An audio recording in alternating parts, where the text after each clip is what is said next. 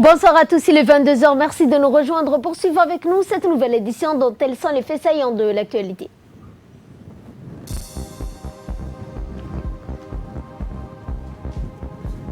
« 160 cas positifs et 218 guéris, 2 décès », c'est le point de presse de notre édition.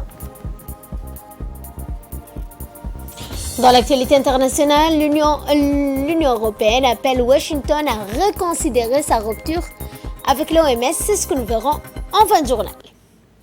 Bonsoir à tous et nous entamons ce journal avec ce communiqué émanant de la présidence dans lequel le chef de l'État Ismaël Omar Guelleh a rendu un hommage à feu Madame Aïcha Galab Roblé. Le président de la République, Ismaël Omar Guelleh, a rendu hommage aujourd'hui à Madame Feu Aïcha Galab Roblé, une figure de proue du militantisme féminin en faveur de la lutte pour notre indépendance nationale. Décédée aujourd'hui à Djibouti, dans son hommage posthume, le président Guelleh a salué la mémoire d'une patriote invétérée qui n'eut jamais de cesse d'œuvrer en faveur de la dignité, de la liberté et de l'unité de notre peuple, a indiqué le chef de l'État. Après l'acquisition de notre indépendance, son précieux concours pour notre pays s'est poursuivi à travers une mobilisation et un engagement permanent et sans faille en faveur de la cohésion de notre société, a-t-il souligné. Et le président de la République a exprimé ses condoléances attristées à la famille et aux proches de la défunte. La première dame et présidente de l'Union nationale des femmes djiboutiennes, Mme Khadra Mahmoud Haït, s'est jointe au président de la République pour exprimer ses condoléances les plus attristées à la famille et aux proches de l'illustre défunte djiboutienne. Honorable mère de famille, Feu Aïcha Galab Roblé était une personnalité très connue et très appréciée à Djibouti. Elle est décédée aujourd'hui à Djibouti.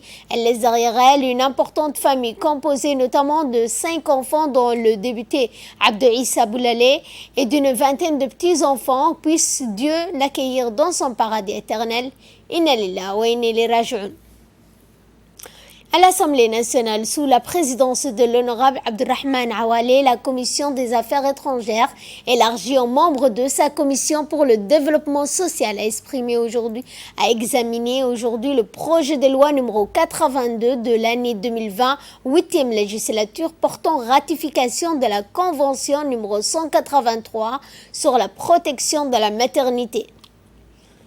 Lors de la réunion, le gouvernement a été représenté par le ministre du Travail chargé de la réforme de l'administration, Ismaël Ibrahim Roblé. Au terme de ces discussions, la commission a émis donc un avis favorable pour la transmission du projet de loi à la prochaine séance publique.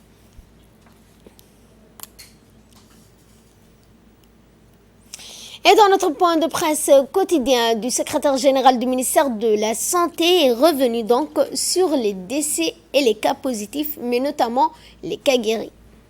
Sur la situation de Covid-19, ce dimanche 31 mai donne le résultat suivant. 547 tests réalisés, 160 cas positifs au Covid-19 et 218 cas guéris.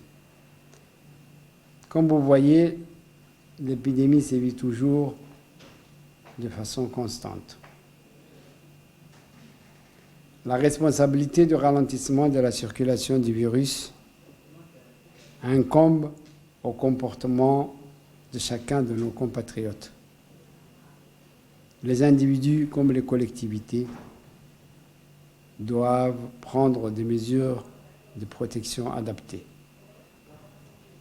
Sans l'engagement des uns et des autres, nous risquons d'avoir encore pour un temps le virus de Covid-19 dans notre pays. Pour ce qui concerne le résultat global, depuis le début de l'épidémie, il se décrit ainsi. 26 913 tests réalisés, 3 354 cas positifs au Covid-19, 1500 cas confirmés guéris et 24 décès au total. Je vous remercie. Restez vigilants. Dans l'actualité également, le personnel du secrétariat d'État à la jeunesse et au sport, sous la supervision du ministère du Travail, ont participé ce matin à la campagne de dépistage massif des agents de l'administration publique. En effet, en l'absence de médicaments ou de vaccins spécifiques pour le Covid-19, il est essentiel de détecter la maladie à un stade précoce et d'isoler immédiatement un patient affecté de la population saine.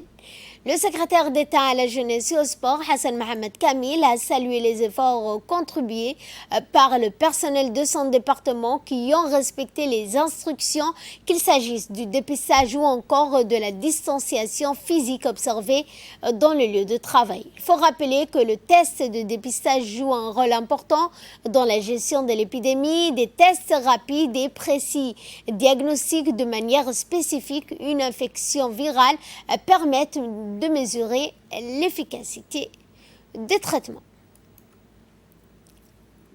Et après plus de 2 mois de confinement, le déconfinement s'annonce difficile dans les transports en public et à cause donc de personnes qui ne respectent pas les gestes barrières, mettant en danger la vie d'autrui. De nouvelles règles de circulation strictes ont été mises en place dans les transports afin de réguler l'influence des usagers pour leur faire respecter donc au mieux les gestes barrières. Que pense la population djiboutienne annoncée par le chef de l'État djiboutien concernant les transports? Telle était la question qui a motivé notre équipe à aller sur le terrain pour voir donc la situation de près, l'enjeu auquel font face les usagers, en particulier dans les transports publics. Il convient de rappeler qu'une circulaire a été publiée par le Premier ministre le 20 mai prescrivant les mesures nécessaires pour faire face à l'épidémie du Covid-19. La circulaire n'épargne pas les cas réservant l'accès aux véhicules de transport pour les déplacements à l'intérieur du pays. De ce fait, le port de masque pour toute personne a été rendu obligatoire pour les personnes de plus de 11 ans.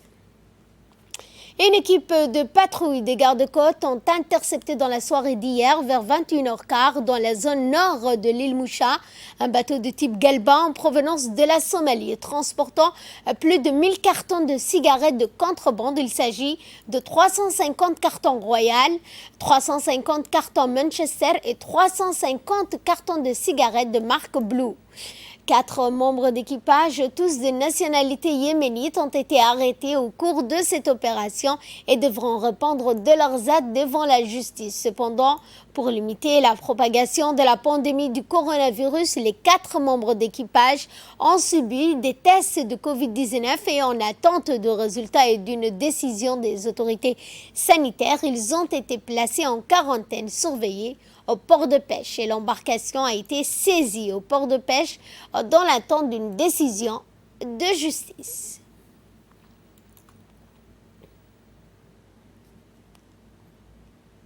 En cette période de déconfinement partiel, nos équipes de patrouille maritime sont en permanence pour dissuader tout intrus d'activités illégales dans nos eaux territoriales maritimes. Sur ce, dans la soirée du 30-05-2020 à 21h15, l'équipe de patrouille maritime ont intercepté un boutre genre Galba en provenance de la Somalie et transportant plus de 1000 cartons de cigarettes de différentes marques en contrebande, soit 350 cartons Royals, 350 cartons Manchester et 350 cartons de marque Blue. Au cours de leur raisonnement, 4 membres d'équipage de nationalité yéménite ont été arrêtés et devront répondre leurs actes devant la justice. La garde-côte djiboutienne continue de multiplier ses efforts afin de mettre à terme ce genre de pratique. Il est à souligner qu'il s'agit la 3e fois que ces contrebandiers agissent de la sorte, tout en profitant du déconfinement partiel.